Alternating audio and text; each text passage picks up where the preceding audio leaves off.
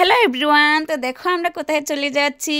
আমরা যাচ্ছি গণেশ মন্দিরে। তো দেখো এখানে আমরা কালকে রাসমেলা দেখে ভাগ্নির বাড়িতে গিয়েছিলাম, আর ভাগ্নির বাড়িতে রাত্রেটুক ছিলাম। দিনের বেলাও ঘোরাঘুরি একটু করেছি, ভাগ্নির বাড়িতে ছিলাম। তো খাওয়া দাওয়া করে ভাগ্নিয়ে বললো চলো মামি গণেশ মন্দির আছে, গণেশ মন্দিরটা দেখিয়ে তোমাদেরকে ঘুরায় টুরায় তারপর আমি ঘরে চলে যাব আমরা, আর তোমরা এদিকে জাগিরোডে চলে যাবে। তারপর বললাম আচ্ছা ঠিক আছে আইডিয়াটা। তো এখন আবার চলে যাচ্ছি। দেখো আমরা ফ্যামিলির 4 জন বাইকে, আর ওইদিকে ভাগ্নির জামাই আর ভাগ্নির ননদ। তো তারা 3 জন স্কুটিতে, আর আমরা 4 জন বাইকে করে আমরা চলে যাচ্ছি। অনেকটা দূরেও না, কিন্তু তাদের ঘরে থেকে সামনেই মানে গণেশ মন্দির, বহা গণেশ মন্দির। আর গণেশ মন্দিরে কিন্তু আমি বিয়ের আগেও গিয়েছিলাম, আর এদিকে আমার বাপের বাড়ি আসা যাওয়ার রাস্তাতেই গণেশ মন্দিরটা, আসা যাওয়াতেই দেখি। এত ঢুকি না, কিন্তু বছরে একবারেই যাই। তো দেখো এসে পৌঁছেই গেলাম বলতে বলতে। এখানে দেখো এটা হলো গণেশ মন্দির। এখানে কিন্তু বিশাল বড় মেলা হয়, অষ্টমী স্নানের সময় অষ্টমী মেলা হয়।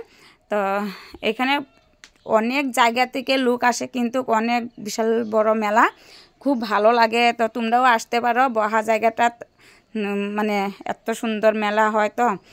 তো কি বলবো, তো এখানে তো এখন মন্দিরে ঢুকবো, তাই ভাবলাম হাত পাওটা একটু ধুয়ে আসি। এদিকে ঘাট আছে, তো এই দিকের ঘাটটাও অনেক সুন্দর। দেখো এখানে কিন্তু অষ্টমী স্নান হয়।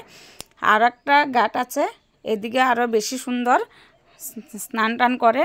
তো আমার ছেলেটা একটু বদমাশি করছে, আমি একটু হাতে করে নিচ্ছি। এদিকে দৌড়েলে কিন্তু আবার পড়ে যাবে, অনেকটাই নিচে যেতে হয়, কিন্তু দেখো পুরা পাথর ভর্তি। তো এদিকে আমার ছেলে মেয়েও আসছে, এদিকে ভাগ্নি গিয়ে হাত পা ধুচ্ছে, আমিও গিয়ে হাত পাটা ধোবো। তো তোমরাও আসলে আসতে পারো, এখানে অনেকটাই ভালো লাগে। আর আমি তো ভাবছি আমি মন্দিরটা ঘুরে এখানে কয়েকটা রিলস ভিডিও বানিয়ে যাব, ফটোশ্যুট করব। অনেকটাই ভালো লাগছে জায়গাটা। আমি কিন্তু এখানে প্রথম এসেছি এখানে ঘাটে, আর আগে কিন্তু আরেকটা ঘাট আছে, এদিকে যেতাম। কিন্তু কালকের রাতে কিন্তু আমি এই নদীটাই পার হয়েছিলাম। রাত্রে এত দেখা যায় না। আমি কিন্তু ভিডিও একটা দিয়েছি, তোমরা দেখতে পারো রাতের ভিডিওটা।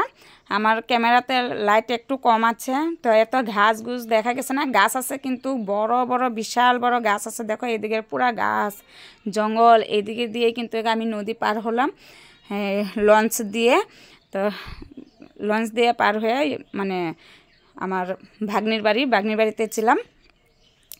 তাই দেখো জায়গাটা অনেক সুন্দর। তোমাদের কাছে আমি ভিডিওটা করে তারপর শেয়ার করব।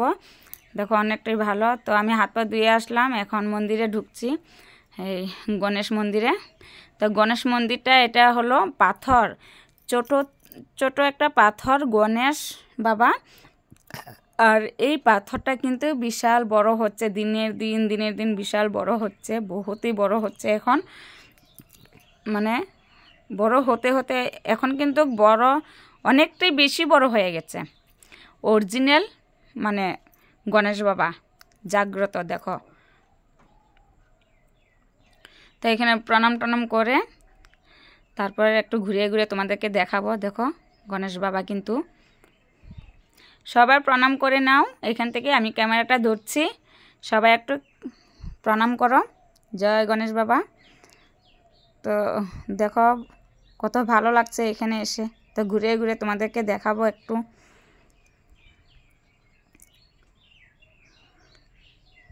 তো এখানে আবার প্যান্ডেল করা হচ্ছে, দেখো হরে কৃষ্ণ। এখানে 2 দিন পরে আবার কীর্তন হবে। এখানে আবার আমার ভাগ্নি গিয়ে দেখো ফটোশ্যুট করছে।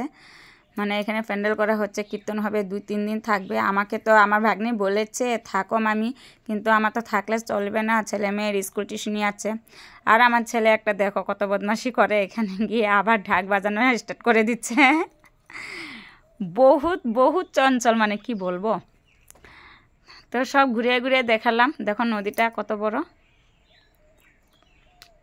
প্রত্যেকবার অষ্টমী মেলাতে কিন্তু যাই আমরা।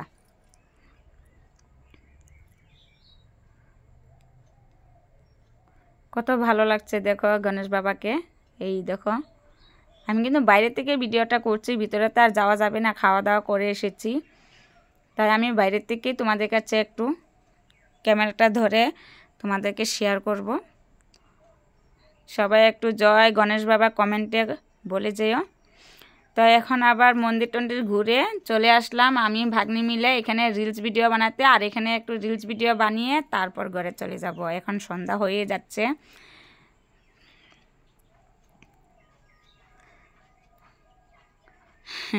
আমার ভাগ্নির সাথে কিন্তু আমি অনেকটাই মানে বান্ধবীর মতো থাকি, আর এটা হলো ভাগ্নির ননদ নাকি আমি এত কিছু আমি বুঝলামও না।